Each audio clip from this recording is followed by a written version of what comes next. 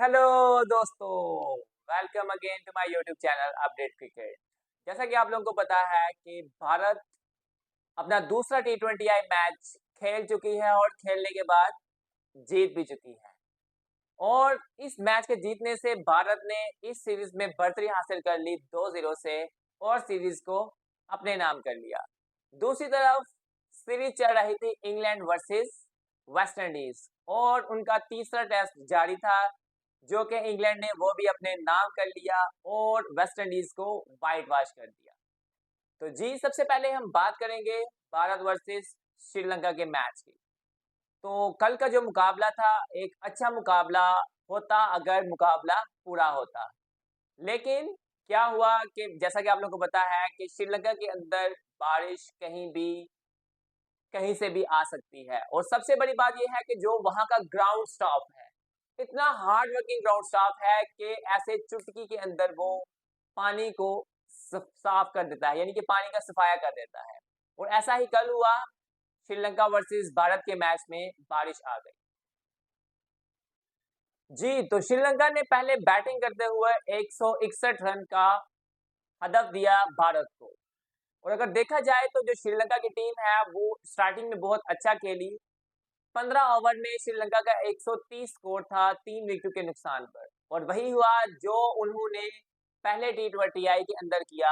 और अगले 5 ओवर यानी कि 30 बॉल के ऊपर उन्होंने सिर्फ और सिर्फ कितना स्कोर किया, 31 स्कोर किया और 7 विकेटें भी गंवा बैठे। जिस तरह पहले टी20आई के अंदर उनकी मिडल ऑर्डर और लोअर मिडल ऑर्डर ने कोलैप्स किया, उसी तरह उनके मिडल ऑर्डर और लोअर मिडल ऑर्डर ने सेकंड टी20आई के अंदर भी कोलैप्स कर दिया। दासुन शानाका पहली ही गेंद पर आउट हो गए। उनके बाद आए बर्नार्डो हसरंगा और वो भी पहली ही गेंद पर चलते बने। और दूसरी बात की जाए, अगर बर्नार्डो हसरंगा से मुझे याद आया कि मुझे लगता है इनको पाकिस्तानी स्पिनर्स की नजर लग गई है या इन्होंने कोई उनसे ट्रिक ले ली है पाकिस्तानी स्पिनर से। और कल इन्हों का भी वही हाल हुआ जो पिछले 1-2 साल से पाकिस्तानी स्पिनर्स का हो रहा है। और हसरंगा को सिर्फ 2 ओवर के अंदर कितना स्कोर लगा, 36 स्कोर, 18 रन पर ओवर। काफी स्कोर होता है मेरे ख्याल से टी20आई के अंदर 1 ओवर के अंदर। तो उसके बाद भारत ने जब खुद बैटिंग की तो बहुत अच्छी बैटिंग की।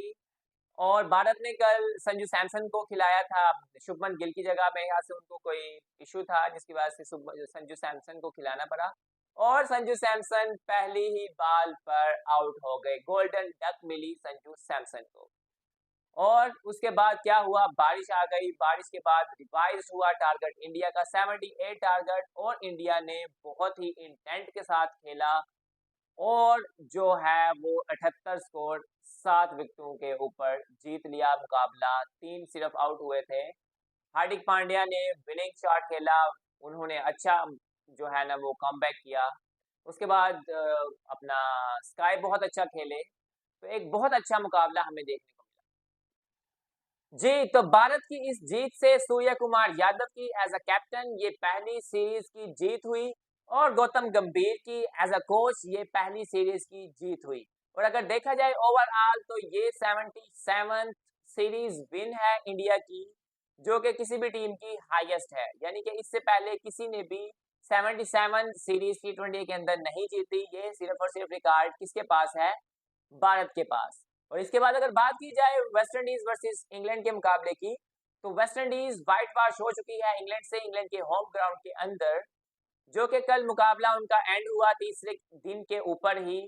तो छोटा सा टारगेट था इंग्लैंड के लिए। जैसा कि आप लोग को पता है इंग्लैंड बेसबॉल खेलती है और जो वो इंटेंट शो करते हैं टेस्ट को भी किसकी तरह खेलते हैं, टी20आई की तरह।